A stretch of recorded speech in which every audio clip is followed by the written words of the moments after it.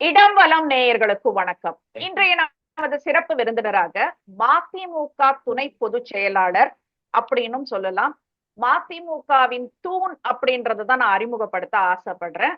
மல்லை சத்யா அவர்கள் நம்முடன் இருக்கிறார். வணக்கம் சார்.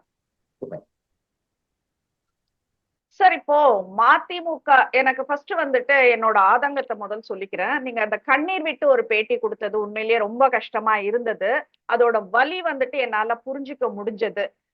எப்பவுமே வந்துட்டு ஒரு நம்பிக்கையா ஒரு இடத்துல இருக்கும் போது ஒருத்தரை நம்புறப்ப அவங்க துரோகின்னு சொல்றது வந்துட்டு ரொம்ப ஒரு கொடுமையான விஷயம்.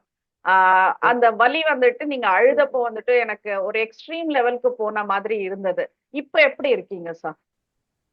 இல்ல, ஒரு மனுஷனுடைய கேரியர்னு சொல்லுவாங்களா, அது எந்த எந்த துறையாக இருந்தாலும் சரி, அது வணிகம், அரசியல், எந்த துறையாக இருந்தாலும் அந்த மனிதனுடைய நிறைவு செய்வது அந்த அந்த சாப்டரை க்ளோஸ் பண்றது துரோகி என்ற அந்த ஒற்றை சொல் தான். அது சொன்னாவே முடிஞ்சு போச்சு. நீங்க எதிரியா இருக்கலாம், விரோதியாக இருக்கலாம், ஆனால் துரோகியாக இருக்கக்கூடாது என்பது நம்முடைய சொல்லாடு. இப்ப துரோகி ஆகிவிட்டார் மல்லை சத்யா என்று தலைவர் வைகோ சொன்ன போது நான் உடைந்து சிதறிவிட்டேன். ஏன்னா என் உயிராக நேசித்த அந்த தலைவர் ஏன் இப்பேற்பட்ட ஒரு வார்த்தை என் மீது பயன்படுத்தினார் என்று நான் தவித்தேன். உலகமே தலைகீழாக நின்றாலும் அவர் என்னை கைவிட மாட்டார் என்று நான் நம்பினேன். ஆனால் முடிவுகள் வேறு மதமாகத்தான் இருந்தது. அந்த கவலை இப்பொழுதுதான், அந்த 1000 இருந்தாலும் அந்த கவலைகள் எப்பொழுதுமே ஆழமாக என்னுடைய இதயத்தில் இருக்கும்.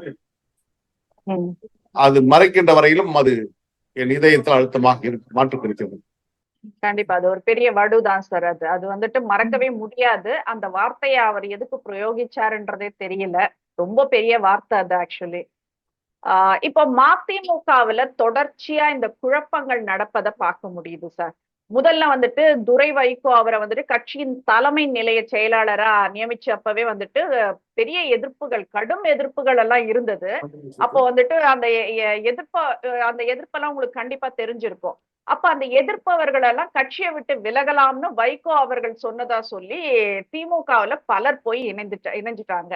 இப்போ துரை வைகோவுக்காக உங்களுக்கு துரோகி பட்டம் கட்டி கட்சியை விட்டு வெளியே அனுப்பும் பணி நடப்பதை பார்க்க முடியுது.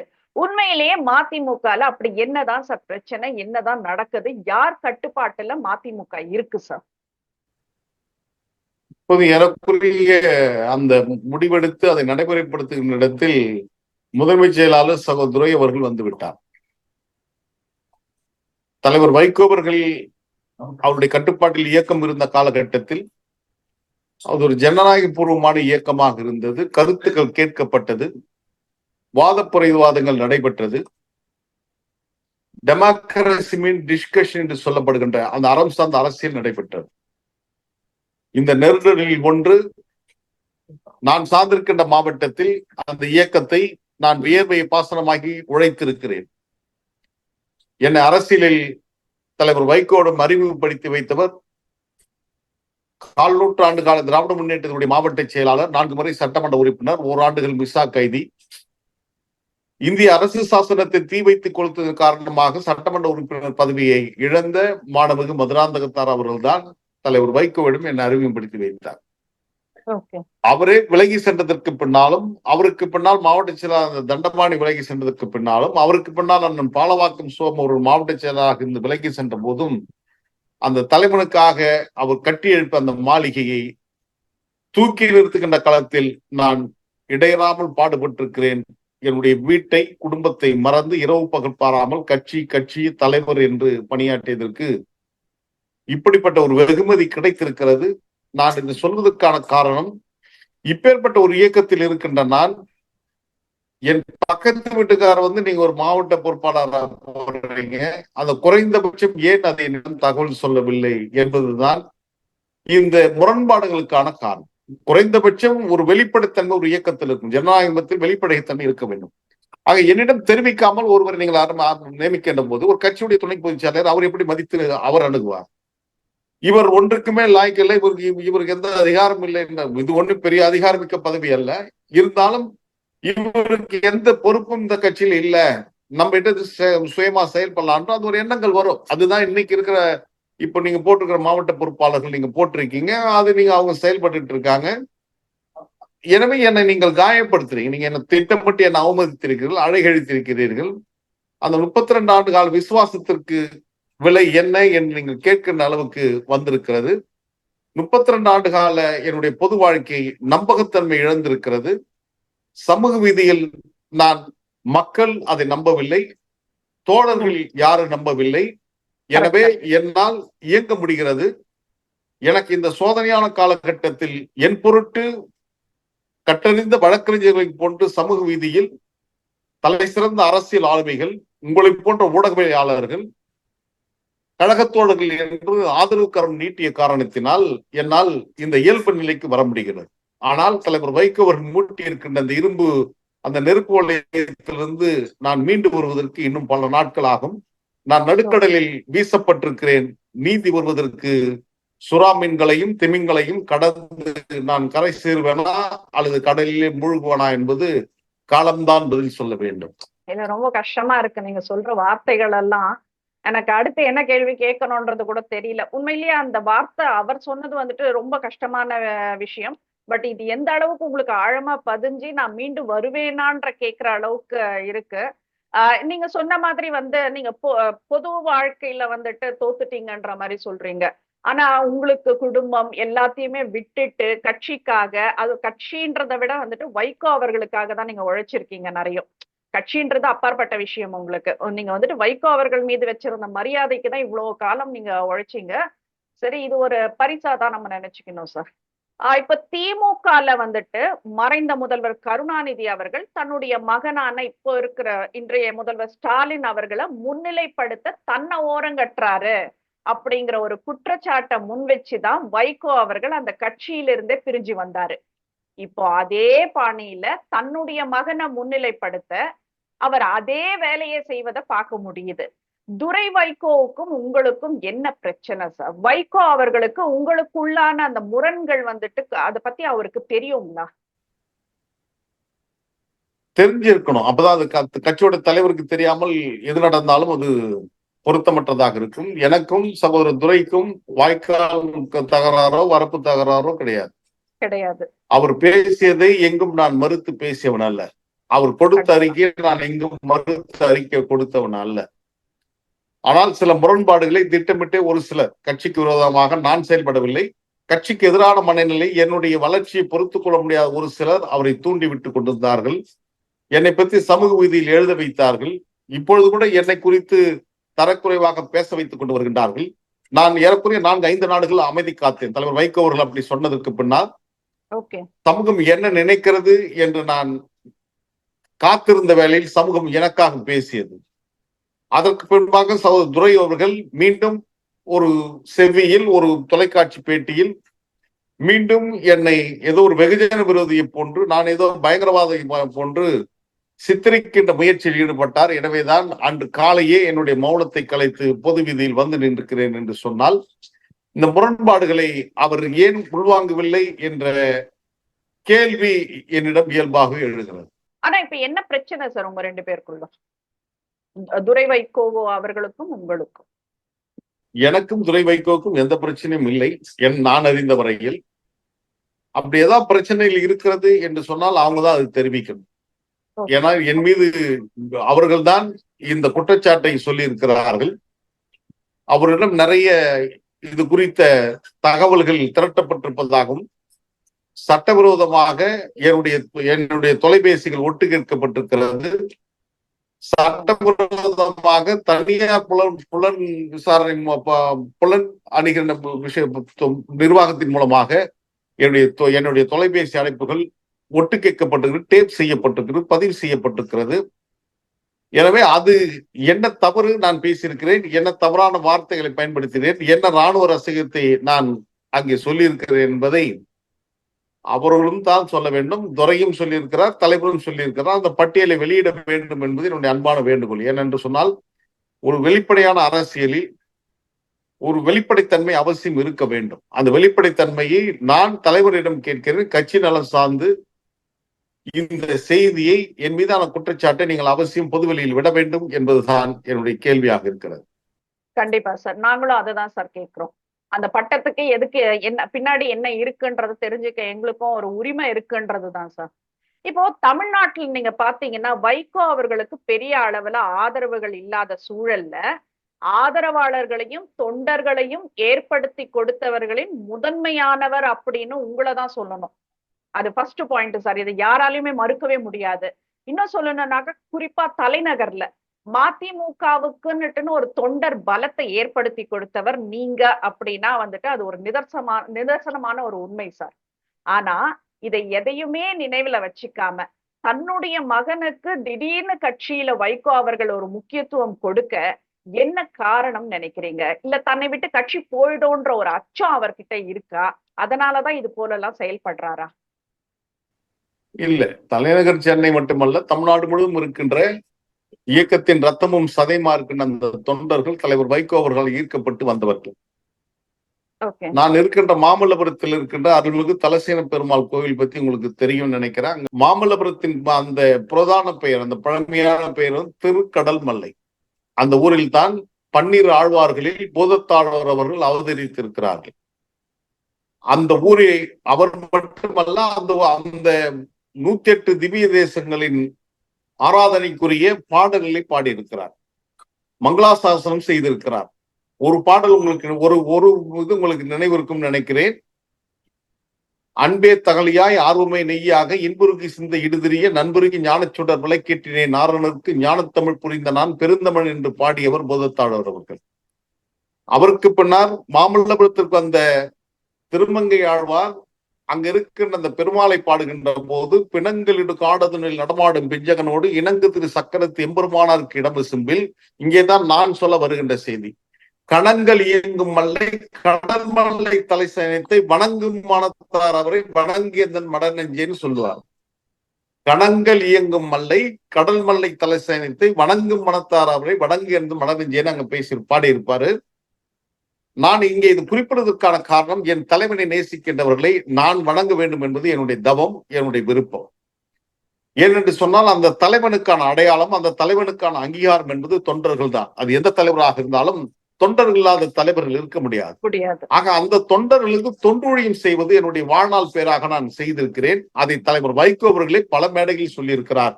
தொண்டனுக்கு தொண்டூழியம் செய்யும் என் அன்பு தம்பி மல்லை சத்தியான அவரே பேசியிருக்கிறார். ஆக அந்த தொண்டர்களை இன்பத் துன்பங்களில் பங்கேற்றவன் நான், அவருடைய சுகதுக்கங்களில் பங்கேற்றவன் நான். நீங்கள் தமிழ்நாட்டில் எந்த ஊருக்கு சென்றாலும் அங்க இருக்கின்ற நிர்வாகிகளை, அங்க இருக்கின்ற தோழர்களை பெயர் சொல்லி அழைக்கின்ற அளவுக்கு நான் அவர்களிடம் பரிச்சயமாகணும், அந்த அளவுக்கு அவரிடம் உரிமை பெற்றவனாக இருந்திருக்கிறேன். ஆக இந்த காலகட்டத்தில் இது அவர்களுக்கு உறுத்தலாக இருந்திருக்கலாம். தலைவருக்கு நிச்சயம் இருந்திருக்காது.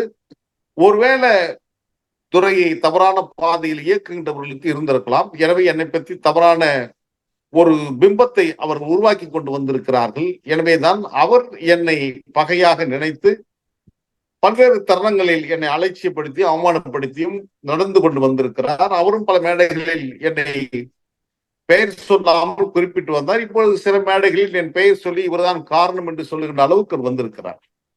எனவே இந்த நிரலுக்கான காரணம் ஏன், எப்படி, எதற்காக வந்தது என்று கேட்டால் விடையும் அவர்களே, கேள்வியும் அவர்களாகத்தான் இருப்பார்கள். நான் நிச்சயமாக இருக்க மாட்டேன்.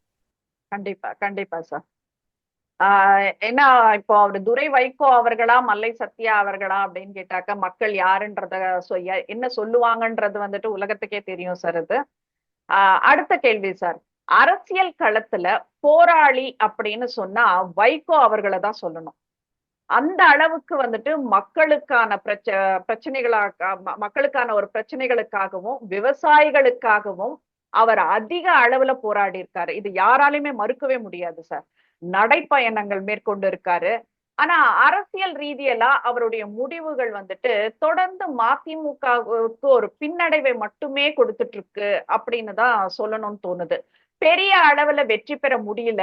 இப்ப திமுகவிலேயே மதிமுக இணைந்து விட்டது போலதான் வந்துட்டு பயணிச்சுட்டு இருக்கு. இது எல்லாம் தொடர்ந்து மக்களிடம் விமர்சனங்களா எழுவத வைகோ அவர்கள் உணர்ந்து இருக்காரா? இல்ல, ஒரு தலைவனாக அவர் பார்க்கின்ற போது அந்த இயக்கம் சுவர் இருந்தால்தான் சித்திரம் வரைய முடியும். எனவே கட்சி இருந்தால்தான் கொள்கை பேச முடியும். எனவே கட்சியை பாதுகாப்பதற்கான வியூகங்கள் தான் தலைவர் வைகோ அவர்கள் வகுத்தார்கள். அதனுடைய தொடர்ச்சி தான் அதிமுகவுடனான கூட்டணி. அதனுடைய உளவியல் தான் திமுகவுடைய கூட்டணி. அதனுடைய உளவியல் தான் ஒரு அரசு கட்சி அதிகாரத்தை கைப்பற்ற வேண்டும், அரசியலில் அந்த கோலோச்ச வேண்டும் என்ற அந்த புரிதலின் அடிப்படையில் தான் பாரதிய ஜனதா கட்சியில் அடல் பிகாரி வாஜ்பாய் தலைமையிலான அமைச்சரவையில் மதிமுக பங்கேற்றது. டாக்டர் மன்மோகன் சிங் தலைமையிலான அந்த ஆட்சியில் மறுமொழி திமுக கூட்டணியில் இருந்தது. இவையெல்லாம் ஒரு இயக்கத்தை காக்க வேண்டும் என்பதுதான், அதன் மூலமாக நாட்டு மக்களுக்கு செய்ய வேண்டிய நற்பணிகளை செய்ய வேண்டும் என்பதுதான். நீங்கள் துவக்கத்திலே சொன்னதை போன்று தமிழ்நாட்டுடைய ஜீவாதார உரிமைகளை காக்கின்ற களத்தில் தலைவர் வைகோ அவர்களை போன்று எவரும் போராடவில்லை என்பது நிதர்சனமான உண்மை.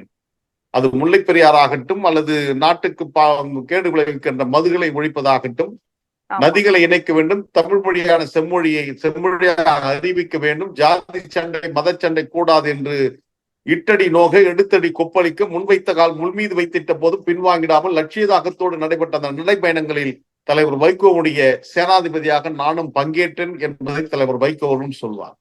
நடைபயணம் முடிந்து தலைவர் வைகோ அவர்கள் ஓய்வுக்கு சென்றதற்கு பின்னாலும் நான் அந்த தொண்டர்களுக்கு உணவு பரிமாறிவிட்டு அவர்கள் உறங்கிய போது அந்த உறக்கத்தின் போதும் நாங்களும் விழித்திருப்போம். சில நேரங்களில் அந்த தோழர்கள் படுத்துக் கொண்டிருப்பார்கள், பஞ்சனையில் படுத்துக் கொண்டிருக்க மாட்டார்கள், கட்டாந்தரையில் தான் படுத்துக் கொண்டிருப்பார்கள், ஒரு விரிப்பை போட்டு படுத்துக் கொண்டிருப்பார்கள். நடந்த களைப்பு கைகால் வழியில் துடித்துக் கொண்டு தூங்க முடியாமல் இருப்பார்கள். நாங்கள் முதல் உதவிக்காக தைலம் மாத்திரை எல்லாம் வாங்கி வச்சிருப்போம். அந்த இரவுலையும் அவர்களை எழுப்பி அவர்களுக்கு அந்த தைலத்தை கொடுத்து, அது ஒரு பெரிய மருந்து மாற்றம் என்பதனை கடந்து அந்த நேரத்தில் வழங்கப்படுகின்ற போது அவர்களுக்கு இதமாக ஒரு நம்பிக்கையாக இருக்கும். அதற்கு பின்பாக கொஞ்சம் சுடுதண்ணி வச்சு அந்த மாத்திரை கொடுத்தோம்னா அவங்க ஆறுதல் அடைவார்கள்.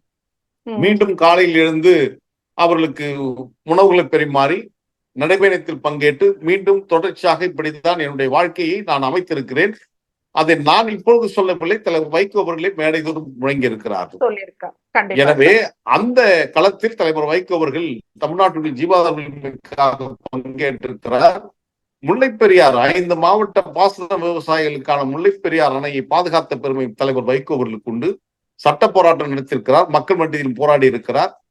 பல்வேறு கட்ட போராட்டங்களை கேரளா மாநிலத்தில் செல்லுகின்ற 13 சாலைகளை முற்றுகின்ற போராட்டத்தை நடத்தியிருக்கிறார். உண்ணாநிலை போராட்டம், நடைபயணம் என்று பல்வேறு கட்ட போராட்டங்கள் நடத்தியிருக்கிறார். அதே போன்றுதான் நியூட்ரினோவை எதிர்த்தும் நச்சாலையான ஸ்டெர்லைட் ஆலையை முழுத்து மூடுகின்ற களத்திலும் மீத்தேன் ஷேல்கேஷ் போன்றவர்களை எதிர்ப்பதிலும், அதே போன்று அணுகுலை ஆபத்தை விவரிக்கின்ற இடத்திலும், மனித உரிமைகளை காக்கின்ற களத்திலும் தலைவர் வைகோ அவர்கள் முன்னின்று போராடி இருக்கிறார் என்பது மனதுக்கு நிறைவானது.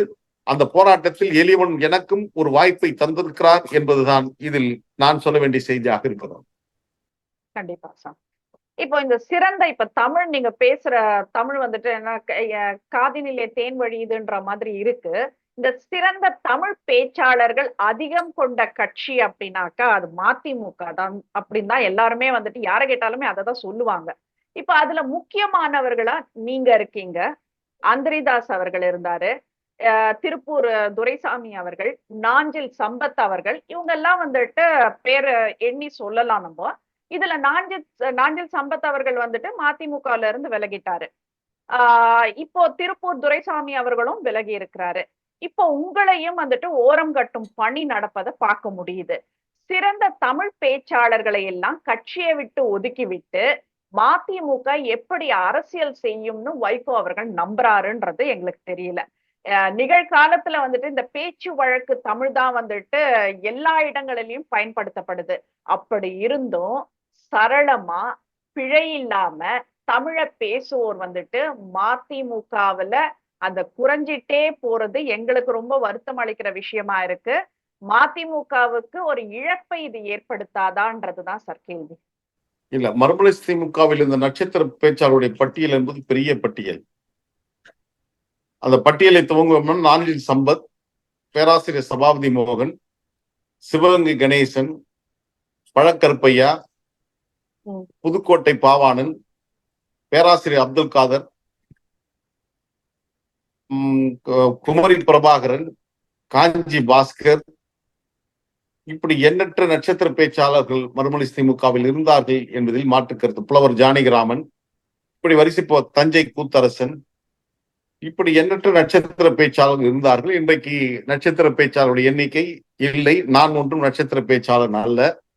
ம். ஆனால் அவர்கள் எல்லாம் விலகி போனதுக்கு பின்னால் இன்றைக்கு ஒரு செய்தியை துரை தரப்பிலிருந்து பதிவிட்டிருக்கிறார்கள். எங்களுக்கு களப்போராளிகளும் சேனாதிபதிகளும் தேவையில்லை என்று சொல்லிவிட்டு அந்த பதிவில் அவர்கள் போட்டிருப்பது சமீபத்தில் நடந்த 2 நாட்டுகளுக்கான கலவரம்.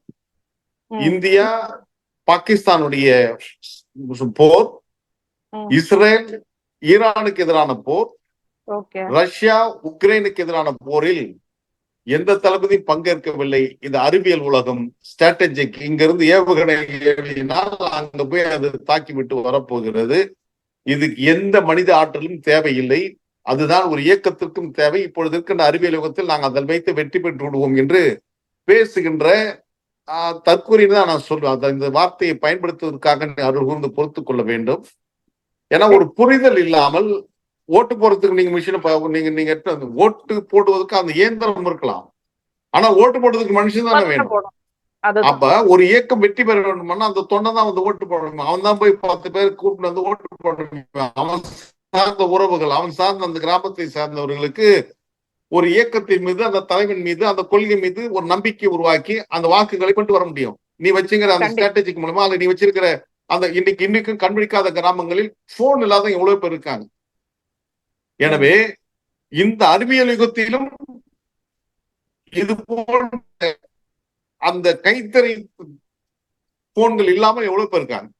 அப்போ இவங்க தவறான பாதை, அது ஒரு ஆயுதம், அதில் மாற்றுக்கிறதுக்கு இல்லை, நான் அது தவறாக சொல்லவில்லை. ஆனால் ஒரு யுத்தத்தில் பயன்படுத்துகின்ற யுக்தியை ஒரு தேர்தலில் பயன்படுத்துவது என்பது ஒரு தவறான போக்கு. அதை தான் அண்ணா சொன்னார், கத்தியை தீட்டாதே தம்பி புத்தியை தீட்டு அப்படின்னாரு. ஒரு தோட்டாக்கள் செய்வதை காட்டிலும் ஒரு சாதாரண ஒரு வாக்கு உங்களுக்கு அது செய்துவிடும் என்று அண்ணா சொல்லி இருக்கிறார். எனவே இதெல்லாம் படிக்கணும். இந்த வந்திருக்கிற இந்த புதிய இளைஞர்கள் இதெல்லாம் படிக்காம போனதால் தான் திராவிட இயக்கத்துடைய அந்த வரலாற்றை அறிந்து கொள்ளாமல் இன்றைக்கு நவீன பூர்ஷ்வாக்களை போன்று பல்வேறு நிலைகளில் அவர்கள் செல்ல முயற்சிக்கிறார்கள், தவறான பாதையை தேர்ந்தெடுக்கிறார்கள் என்பதையும் நான் இங்கே பதிவு செய்ய விரும்புகிறேன். கண்டிப்பா சார். இப்ப அவர் சொல்ற மாதிரி டெக்னாலஜி அப்படின்னு பாக்குறப்போ இந்த ஏஐ டெக்னாலஜி மூலியமா ஓட்டு கேட்கலான்ற மாதிரி இருக்காரோ என்னமோ தெரியல. ஏஐ டெக்னாலஜி எல்லாம் அவங்க சொல்றதெல்லாம் கேட்டுட்டு மக்கள் ஓட்டு போடுவாங்களான்றதும் தெரியல. டெக்னாலஜி வளருது. நம்ம ஒரு மனுஷனுக்கு மனுஷன் ஒரு நம்பிக்கை கொடுக்கணும்னாக்க நாம நேர்ல போகணும் சார். இதுல டெக்னாலஜி எல்லாம் உதவாது சார். ஓட்டு போடுறவங்க மக்கள் தானே. ஆமா, அந்த மக்களை வழிபடுத்துவதற்கு அது மட்டும் போதாது. அவன் சார்ந்த அந்த வாக்காளரை சார்ந்த உறவுகள் பரிச்சயமானவர்களாக இருக்கணும், நல்லவங்களாக இருக்கணும், மனிதநேய மிக்கவர்களாக இருக்கணும். அப்பதான் அவங்க உங்க மேல நம்பிக்கை வச்சு ஓட்டு போடுவாங்க. டெக்னாலஜி வச்சு மட்டும் ஓட்டு யாரும் போட்டு விட முடியாது. அது ஒரு ஆயுதம். அது மட்டுமே முடிவல்ல. கண்டிப்பா சார்.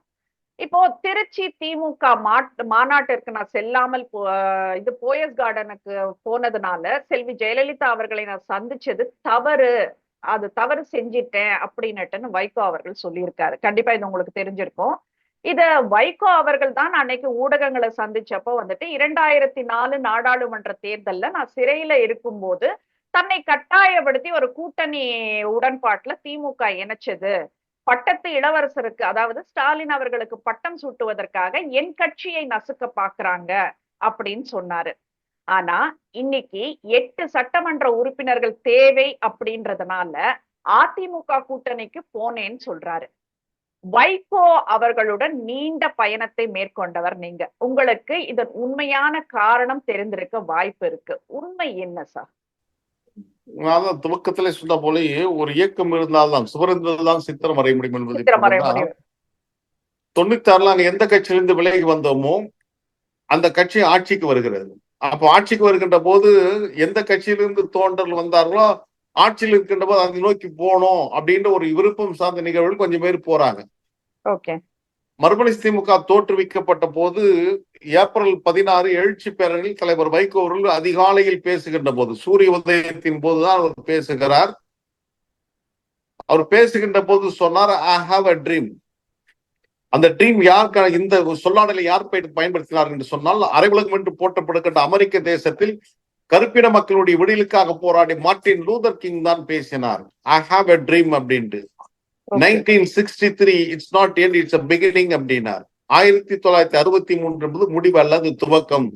நான் கனவு காண்கின்றேன் ஒரு நாள் இந்த வெள்ளை மாளிகையை ஒரு என்னை சார்ந்த சமூகம் ஆளும் என்று அவர் வரிசையாக பட்டியலிட்டு வருவாரு.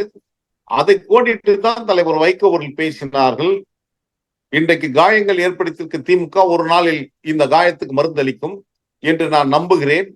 என்னுடைய தோழர்கள் சட்டமன்றத்துக்கு செல்வார்கள், என்னுடைய தோழர்கள் நாடாளுமன்றத்துக்கு செல்வார்கள் என்று நான் கனவு காண்கிறேன் என்று பேசிவிட்டு நம்முடைய எதிரி, நம்முடைய கொள்கை எதிரி யார் என்று கேட்ட போது அது அதிமுக தான் நம்முடைய கொள்கை எதிரி என்று தலைவர் வைகோ அவர்கள் பேசினார்.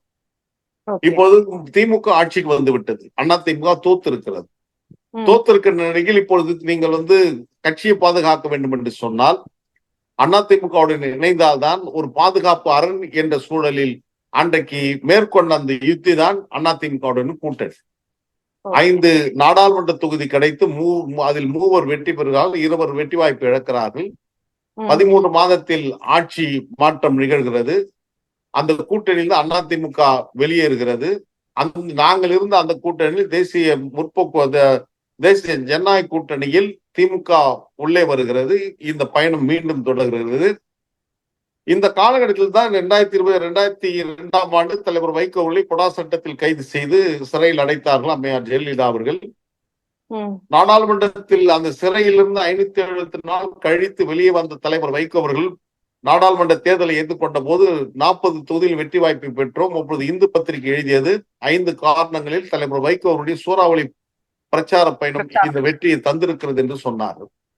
அதே தொடர்ச்சியாக திராவிட முன்னேற்ற கழகத்தின் பயணம் செய்திருந்தால் இயக்கம் இன்னும் வெற்றி சமவெளிக்கு வந்திருக்கான வாய்ப்பு இருக்கும். ஆனால் எங்கே முரண் ஏற்படுகிறது என்று சொன்னால் அதிக தொகுதிகளை தருகிறார்கள் அதிமுக என்று சொல்லி 35 தொகுதிகளுக்காக விருப்பப்பட்டு திமுக கூட்டணியில் வெறியலை காரணத்தினால் இது சந்தர்ப்பவாத அரசியல், இந்த அரசியலை ஏற்றுக்கொள்ள முடியாது என்று சொல்லி மக்கள் நிராகரிக்கின்ற வந்தார். அப்பொழுது நான் கருப்பு சட்டை அணிந்திருந்தேன். எந்த பொடா சட்டத்தை தவறாக அம்மையார் ஜெயலலிதா மீது பயன்படுத்தினார்களோ, குற்றமற்ற தலைவர் வைகோ அவர்களுக்கு தண்டனையாக 19 மாசம் சிறைவாசம் கிடைத்ததோ, அந்த ஆட்சி அகற்றப்படுகின்ற வரை நான் கருப்பு சட்டை கழட்ட மாட்டேன் என்று இருந்தேன். ஆனால் விதிவசம் என்னவென்றால், நான் கருப்பு சட்டையோடு தான் போயஸ் கார்டன் சென்று 35 தொகுதியில் பெறுகின்ற அந்த கையெழுத்தை நான் தான் அந்த பட்டியலை என்னிடம் தான் கொடுத்தார்கள். ஆனால் அப்பொழுது நான் வலிந்து சொன்னேன், இந்த முடிவு இயக்கத்திற்கு மிகப்பெரிய பின்னடைவை தரும். 19 மாசம் ஜெயிலில் இருந்த அம்மையாரிடம் நீங்கள் கூட்டணி வைப்பதை மக்கள் ரசிக்க மாட்டார்கள், அங்கீகரிக்க மாட்டார்கள் என்று சொன்னேன். அப்பொழுது அவர்கள் மறுத்து பேசினார்கள். ஆனால் முடிவு நான் சொன்னதுதான் நடந்தது. 35 தொகுதிகளை வாங்கி 6 தொகுதியில் தான் வெற்றி பெற்றோம். மிகப்பெரிய தோல்வியை தழுதும் அதிமுக ஆட்சி எழுந்தது. இப்பொழுது தோல்விக்கான காரணம் மதிமுகவுக்கு இவ்வளவு தொகுதி கொடுத்ததால் தான் தோல்வி என்ற மனநிலைக்கு அதிமுக அவர்களுடைய அந்த புள்ளிபுரத்தின் அடிப்படையில் புரிந்து கொண்டார். அப்போ நான் சொன்னதை கேட்டிருந்தால், திமுகவுடன் கூட்டணி வைத்திருந்தால், அதிமுக கூட்டணி போகாமல் இருந்திருந்தால் அந்த அவப்பெயர் வந்திருக்கார். மக்களிடம் அந்த நம்பிக்கை பெற்றிருக்கும். இப்பொழுது அவநம்பிக்கை பெற்றிருக்கின்ற இயக்கம் இன்றைக்கு அதிலிருந்து பின்னடைவை சந்தித்தது. அதுதான் இன்றைக்கு தலைவர் வைகோ அவருடைய வெளிப்பாடு. அரசியல் கட்சியை பொறுத்தவரையிலும் அரசியல் தலைவர்களை பொறுத்தவரையிலும் ஒரே திடமான நம்பிக்கை என்னவென்றால், மறதி மட்டும்தான் அரசியல் தலைவருடைய மூலதனம். எனவே மக்கள் மறந்து விடுவார்கள் நினைத்தார்கள். ஆனால் மக்கள் மறக்கவில்லை, சரியான பாடத்தை தந்திருக்கிறார்கள். எனவேதான் இயக்கம் பின்னடைவை சந்தித்திருக்கிறது. இன்று வரையில் எழுந்துக்க முடியவில்லை. அதை தான் தலைவர் வைகோ அவர்கள் தன்னுடைய எண்ணக்குமுறலாக வெளிப்படுத்தி இருக்கிறார். Okay sir. இப்போ இந்த 1996 சொல்றீங்க இல்லைங்களா, 1996 சட்டமன்ற தேர்தல்ல திமுக அதிமுகவுக்கு மாற்று நாங்கள் தான் அப்படின்னு தேர்தல்ல களம் கண்ட மதிமுக பின்வந்த நாட்கள்ல திமுக அதிமுகன்னு 2 கட்சிகளுடன் கூட்டணி வச்சது. மாற்றுன்னுட்டுன்னு சொல்லி நீங்க மக்களை சந்திக்கும் போது முதல் தேர்தல்ல மதிமுகவுக்கு 5.8%, கிட்டத்தட்ட 6% வாக்குகள் கிடைச்சது. 1998, 99 காலகட்டத்துல நடந்த தேர்தல்கள்ல பாஜகவுடன் பயணிப்பதுதான் நிலைப்பாடுன்னு இருந்தது. அப்போ 1998ல 6.26% வாக்குகள் பெற்ற மதிமுக 1999ல பாஜக திமுக கூட்டணியில் இருப்பதா அறிவிச்சு தேர்தலை சந்திச்சப்போ 5.95% வாக்குகளா வாக்கு வங்கி குறைஞ்சது. இப்ப திடீர்னு 2001 தேர்தல்ல தனித்து களம் கண்ட மதிமுக 2004 தேர்தல்ல திமுக கூட்டணியில பயணிச்சது. அதுக்கப்புறம் நடந்தவைகளை எல்லாம் எல்லாரும் பார்த்திருப்பீங்க. 1998 வரை வந்துட்டு ஒரு ஏறுமுகமா இருந்த மதிமுகவின் வாக்கு வங்கி மீண்டும் 2006 தேர்தல்ல தான் 6% வாக்கு வங்கியை பெரும் அளவுக்கு ஒரு ஏற்றத்தை சந்திச்சதுன்னு சொல்லலாம். அப்படி இருக்கும்போது அதிமுக உடனான கூட்டணி முடிவு நான் எடுத்த தவறான முடிவு அப்படின்னு அவர் சொல்வது அரசியல் ரீதியா மதிமுகவின் வளர்ச்சியை தாண்டி வெற்றியை மட்டுமே குறிக்கோளா வச்சு வைகோ அவர்கள் பயணிப்பதா பார்க்கப்படாதா? என்னன்னா, நான் துவக்க சொன்னபடி ஒரு இயக்கத்தை பாதுகாக்க வேண்டிய நடவடிக்கைகள், அந்த வாக்கு வங்கி ஏறக்குறைய 177 தொகுதியில் போட்டியிட்ட போது கிடைத்த வாக்குகள், அது 7 தொகுதியில் 8 தொகுதியில போட்டியிடுகின்ற போது அந்த சராசரி விகிதம் என்பது சரி வராது, அது முரண்பட்டதாகத்தான் இருக்கும். இப்போ ஒரு 200 தொகுதியில போட்டிட்டோம்னா கிடைக்கிற வாக்குகளை வச்சோம்னா நம்ம அந்த இடத்துக்கு போலாம். அது அந்த அளவுக்கு போட்டியிடுவதற்கான சக்தி மறுமலர்ச்சி திமுகவில் இல்ல, அதுக்கான வேட்பாளர்களும் இப்ப இல்ல. அன்னைக்கு இருந்தோம், எல்லாம் பரவல தோல்வி தழுவினாலும் தலைவருக்காக நிற்கிறோம், கட்சிக்காக நிற்கிறோம், நாங்க நின்னோம். ஆனால் இப்ப தனித்து நிற்பதற்கு முன் வருவாரெல்லாம் யாரும் வரமாட்டாங்க. அப்ப கூட்டணி தான் வேணும்ன்ற நிலைமைக்கு தள்ளப்படுவார்கள். எனவேதான் இப்ப இருக்கிற இந்த காலகட்டத்துல இந்த இயக்கத்தினுடைய வாக்கு வங்கி மிகுந்த வேதனைக்கு பின்னடைவுக்கு சென்றிருக்கிறது. எனவேதான் இந்த இயக்கத்துக்கான சட்டமன்ற தொகுதிகளை ஒதுக்குவதில் சிக்கல்கள் நீடிக்கிறது. இவ்வளவுதான் உங்களுடைய வாக்கு வங்கி, இதுக்குதான் நாங்க தொகுதி தர முடியும் என்று கூட்டணி கட்சியில் சொல்கின்ற காரணத்தினால் சில கவலைகள் எங்களுக்கு சூழ்ந்து இருக்கிறது. இயக்கத்தை வெற்றி கொண்டு செல்கின்ற கடமை, புதிய வரவுகள் இல்லை, புதிய ரத்தம் மறுமலர்ச்சி திமுக பாய்ச்சப்படவில்லை. ஆக கொள்கை ரீதியா கருத்தியல் ரீதியாக வெளியில் போராட வேண்டிய மறுமலர்ச்சி திமுக உட்கட்சியிலே இன்னும் யுத்தம் நடத்தி கொண்டு உள்ளே இருக்கின்றவர்களை வீழ்த்தி கொண்டிருக்கின்ற மகிழ்ச்சியில் அவர்கள் மகிழ்ச்சி கண்டு கொண்டிருக்கிறார்கள். இது மதிமுகவுக்கு ஆரோக்கியம் அல்ல, ஜனநாயகத்துக்கு ஆரோக்கியம் அல்ல. எனவே இது ஒரு ஜனநாயகத்துக்கான எதிரான நிலைப்பாடுதான் இப்போது நடந்து கொண்டிருக்கிறார். கடைசியா ஒரு கேள்வி சார். இப்ப ரொம்ப பரவலா பேசப்பட்டிருக்கிற ஒரு விஷயம் என்னன்னா, மல்லை சத்யா அவர்கள் திமுகவில் இணைய போகிறார் அப்படின்னுட்டுன்னு நியூஸ் வருது. இதுல உண்மை என்ன சார்? மல்லை சத்யாவுடைய திராவிட முன்னேற்றத்துக்கு மல்லை சத்யாவுடைய தேவைகள் எதுவுமே இல்லை. அது ஒரு 75 ஆண்டுகள் பபலபலா காண்கின்ற ஒரு மாபெரும் இயக்கம். அந்த இயக்கத்தில் கோடிக்கணக்கான தொண்டர்கள் இருக்கிறார்கள், தலை சிறந்த பெருமக்கள் இருக்கிறார்கள். நான் ஒரு தனி மனிதன், நான் ஒரு சாதாரண எளியவன்.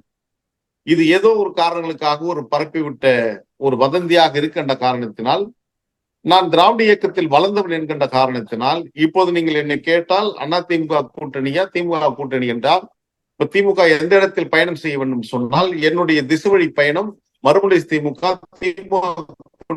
தான் பயணம் செய்ய வேண்டும் என்று நான் சொல்லுவேன். காரணம், எதிர்கருத்தியில் இருக்கின்ற பாஜக அதிமுகவுடன் பயணிப்பது மறுமலர்ச்சி திமுகவுக்கு தற்கொலைக்கு சமமானது. மீண்டும் ஒரு மிகப்பெரிய பின்னடைவு சந்திக்கும். இந்த இயக்கம் அடுத்த கட்டத்துக்கு என்ன நகரும் என்பது எனக்கு தெரியாது.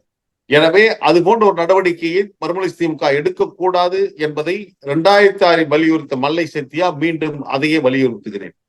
2006 நானே தலைவர் வைகோவிடம் சொன்னேன், திமுகவில் கூட்டணி செல்லுங்கள், இயக்கம் வெற்றி பெறும், எனக்கு கூட தொகுதி தேவையில்லை, ஆனால் இயக்கத்திற்கு நன்மை பயக்கும் என்று நான் சொன்னேன். இருந்தாலும் அதை ஏற்காமல் அதிமுக கூட்டணிக்கு போனதால் மிகப்பெரிய பின்னடைவை சந்தித்திருக்கிறோம். இது உண்மை. எனவே இந்த உண்மையை தலைவர் வைகோ அவர்கள் உணர்ந்து இயக்கத்தை முன்னெடுத்து செல்ல வேண்டும். ஒரு சிலர் சொல்லலாம் அதிமுக போனால்தான் வாய்ப்பு அப்படின்னு. கருத்தியல் ரீதியாக அது எதிர்மறை விளைவுகளை தான் தரும் என்பதையும் உங்கள் மூலமாக மறுமலர்ச்சி திமுகவின் தலைமைக்கு நான் சொல்ல விரும்புகிறேன்.